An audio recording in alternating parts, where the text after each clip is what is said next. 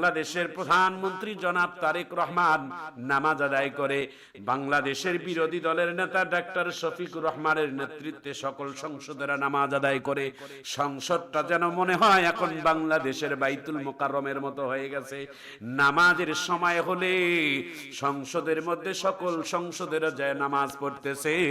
বাংলা একটা প্রভাত আছে, গাছ ভালো তার ফল ভালো, তার বীজ ভালো তার ফসল ভালো, তার উস্তাদ ভালো তার ছাত্র ভালো, তার মা বাবা ভালো তার সন্তান ভালো, তার সরকার যেই দেশে ভালো সেই দেশের বাংলাদেশের প্রধানমন্ত্রী জনাব তারেক রহমান এবং বাংলাদেশের বিরোধী দলের নেতা ডাক্তার শফিকুর রহমান সংসদের মধ্যে দীর্ঘ সময় একজন আরেকজনকে কিন্তু ধরতেছে, ছাড় নাই। কিন্তু সংসদের মধ্যে তাদের একজন আরেকজনের কুশল বিনিময় নেট দুনিয়া ভাইরাল। বাংলাদেশের এমন একটা সুন্দর পরিবেশ দেখার জন্য মানুষ অপেক্ষা ছিলেন। দীর্ঘদিন শুধু ছিল পঞ্চা আর প্রতিহিংসা।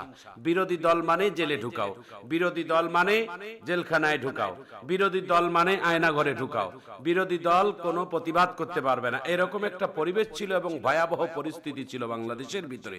কিন্তু আলহামদুলিল্লাহ রব্বিল আলামিন, সংসদের মধ্যে বিরোধী দলের নেতারা, সরকারি দলের কোন নেতারা, সরকারি দলের সংসদেরা, সরকারি দলের পক্ষরা যদি কোনো সিদ্ধান্ত ভুল করে সংসদে ভিতরে বিরোধী দলের নেতারা সেটাকে সংশোধন করে দেয় এবং ধরিয়ে দেয়, দেখিয়ে দেয়। এটাই হচ্ছে সংসদের কাজ।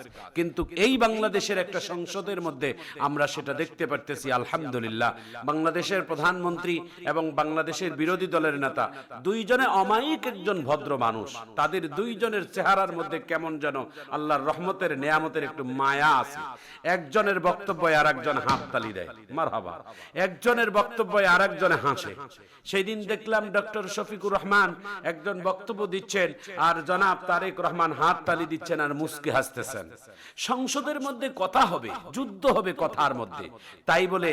তাই বলে আমাদের প্রতিহিংসা বাহিরে ছড়াবে এমনটা নয়।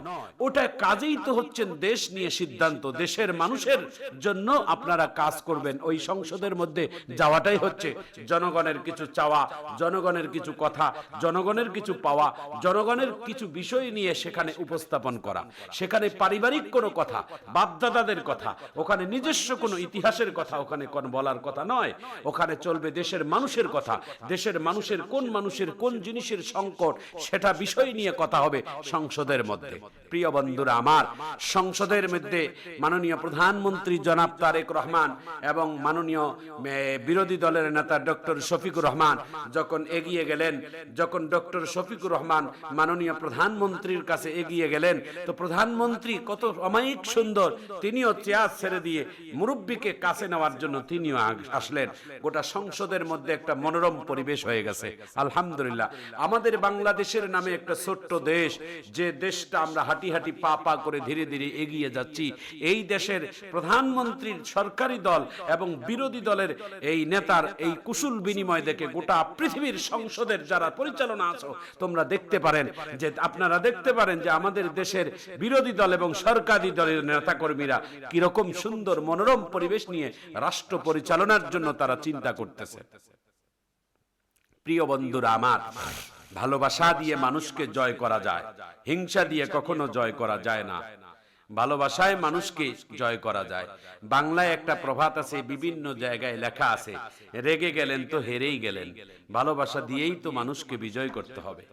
আমাদের প্রিয় নবী মুহাম্মদ সাল্লাল্লাহু আলাইহি ওয়াসাল্লাম, অনেক ইহুদি নাসারারা, অনেক অমুসলিমেরা আমার নবীরে আঘাত করার জন্য আসছেন। আল্লাহ রাসূল তার সাথে মহব্বত করে দোয়া করে দিয়েছেন। বিশ্বনবী মুহাম্মদুর রাসূলুল্লাহ সাল্লাল্লাহু আলাইহি ওয়াসাল্লামের জীবনের একটা ছোট্ট ঘটনা আপনাদের কাছে শোনাই। আল্লাহর নবী এক সময় ছিলেন একজন শ্রমিক, কারণ আল্লাহর নবী পরিশ্রম করে খানা খাইতেন। আল্লাহ রাসূল বলেন, আল কাসিবু হাবিবুল্লাহ, যারা শ্রমিক তারা রাসূলের বন্ধু। হালাল রুজির ইনকাম হচ্ছেন শ্রমিকদের মধ্যে। আল্লাহর নবী একজন শ্রমিক হিসেবে কাজ করতেন। একজন ইহুদি তাকে শ্রমিক হিসেবে তিনি নিয়েছেন। আল্লাহর নবী বালতির মধ্যে পানি ইদ্রা থেকে উঠাইয়া খেজুর পাইতেন, মাত্র করে 3টা করে খেজুর পাইতেন। ইহুদি বেচারা ষড়যন্ত্র করে আল্লাহর নবীকে যে বালতিটা দিয়েছেন ওই বালতির রশিটা একটু দুর্বল দিয়েছেন। কয়েক বালতি পানি উঠানোর পরে বিশ্ব নবীর হাত থেকে রশিটা ছিঁড়ে বালতিটা চুয়ার মধ্যে, ইন্দ্রার মধ্যে পড়ে গেছে। আল্লাহর নবী যখন বালতিটা ইন্দ্রায় পড়ে গেছে, কুয়ায় পড়ে গেছে, আল্লাহর পয়গম্বর মুহাম্মদ সাল্লাল্লাহু আলাইহি ওয়াসাল্লাম যখন কুয়ার মধ্যে বালতি পড়ে গেছে, রশি উপরে আসতেছে, ইহুদি দৌড় দিয়ে আল্লাহর নবীর এসে কলার চেপে ধরেছে, না বুঝে একটা সাধারণ বালতির কারণে আল্লাহর নবীর পবিত্র দেহ মোবারকের মধ্যে তার হাত বসাইয়া দিয়েছে। আল্লাহর নবী তো প্রতিশোধ নিতে পারতেন, কিন্তু না, আল্লাহর নবী প্রতিশোধ না নিয়ে আল্লাহর নবী আল্লাহর কাছে তার জন্য হেদায়েতের জন্য দোয়া করেছেন, আল্লাহ যেই লোকটি আমাকে না বুঝে আমার শরীরে আঘাত করলো, জীবনও কোনোদিন আল্লাহ নবীর শরীরে কোনোদিন মশা মাছি বসে নাই, জীবনে একটা মশা বসে নাই, মাছি বসে নাই, কারণ মশা মাছিও চেনে যে বিশ্ব নবী রহমাতুল লিল আলামিন, ইনি হচ্ছেন মানবতার নবী। বনের হিংস্র প্রাণীরা চেনে, বাঘ ভাল্লুক চেনে। আমার নবী যখন শৈশবকালে খাদিজা রাদিয়াল্লাহু তাআলা আনহার যখন বাড়িতে কাজ করতেন, শৈশবকালে আল্লাহর নবী রাখালের কাজ করতেন, মরুভূমিতে গিয়ে আল্লাহর নবী দুম্বার পাল, উটের পাল, ভেড়ার পাল ছেড়ে দিয়ে বিশ্ব নবী যখন ক্লান্ত হয়ে শুয়ে পড়তেন, বনের হিংস্র প্রাণী বিষধর সাপ এসে আল্লাহর নবীর শরীরের মধ্যে ছায়া দিয়েছেন ফনা তুলে। আল্লাহর নবী আকাশের মেঘ এসে আল্লাহর নবীকে ছায়া দিয়ে ঘুমাইছেন। বিশ্ব নবীকে সমস্ত মাখলুক চেনে যে ইনি হচ্ছেন নবী মুহাম্মদুর রাসূলুল্লাহ সাল্লাল্লাহু আলাইহি ওয়াসাল্লাম। ওহুদের ময়দানে বিশ্ব নবীকে, ওহুদের ময়দানে কাফেরেরা যখন মাথায় আঘাত করেছে, আল্লাহর নবীকে কয়েকজন সাহাবী মিলে একটা পাহাড়ের পাথরের মধ্যে বসাই রাখছে। আল্লাহর নবী ওখানে শুয়াই রাখছে। ওই কিছুক্ষণ পরে আল্লাহর নবী বর্ণনা করেন ওই পাথরটাও আল্লাহর নবীর জন্য তুলার মতো নরম বিছনা হয়ে গেছে। পাথরও চেনে যে এটা হচ্ছেন সেই নবী, যেই নবী এই দুনিয়ার জমিনে সকল নবীদের নবী, তিনি হচ্ছেন রহমাতুল লিল আলামিন নবী। প্রিয় বন্ধুরা আমার, এই পৃথিবীতে সমস্ত মাখলুক আমার নবীরে ভালোভাবে চেনে, আমার নবীরে ভালো চেনে, আমার নবীরে মহাব্বত করে। আল্লাহর নবীর একটা উট ছিল, পালিত উট, নাম ছিল আল আজবাত। সাহাবাই কেরাম প্রস্তাব দিলেন, নবী গো, সমস্ত সাহাবাই কেরামের উটগুলো দামি দামি, চেহারা সুন্দর, আপনার উট কেন এত দুর্বল হবে? আপনি অনুমতি দিলে আপনার উটটা বাতিল করে দিয়ে আপনার জন্য একটা সুন্দর উট একটা আপনাকে হাদিয়া হিসেবে দেব। আল্লাহর নবী ডাক দিয়ে বলেন, সাহাবীরে, তোমরা এখনো হাদিয়া দেও নাই, আর আমিও গ্রহণ করি নাই। এটা শোনার পরে দেখো আমার উটের চোখ থেকে চোখের পানি পড়তেছে। আল্লাহর নবী কি শুধু মানুষ চেনে নাই, আল্লাহর নবীকে বনের হিংস্র প্রাণীরাও চিনত। নবীজি মুহাম্মদ সাল্লাল্লাহু আলাইহি ওয়াসাল্লাম উটের পানি, চোখের পানি মুছে দিয়ে বলেন, সাহাবীরা রে, তোমরা আমার এই উটটাকে দুর্বল মনে করিও না। আমি বিশ্ব নবী যখন এই উটের পিঠে চড়ি, পৃথিবীর সব থেকে শক্তিশালী উট হয়ে যায় আমার উট। প্রিয় বন্ধুরা আমার, প্রিয় ভাইরা আমার, রহমাতুল লিল আলামিনের বুকের মধ্যে শুধুই ছিল ভালোবাসা। ইহুদি নাসারারা কত অত্যাচার করেছেন আল্লাহর নবীকে, পথের মধ্যে কাঁঠা বিছাই দিতেন আল্লাহর নবীকে। আল্লাহর নবী যখন কাঁঠা যখন শরীরের মধ্যে, পায়ের মধ্যে লাগে, ইহুদিরা হাসে, আর আল্লাহর নবী তার জন্য হেদায়েতের জন্য দোয়া করে। বিশ্ব নবী রহমাতুল লিল আলামিন যখন একদিন দেখলো রাস্তায় কাঁটা বিছা নাই, বিশ্ব নবী জানে যেই লোকটা রাস্তায় কাঁথা বিছায়, এই লোকটা আজকে নিশ্চয় কোনো অসুস্থ হয়ে বিছনায় পড়ে আছে, আমি একটু খোঁজার জন্য যাই।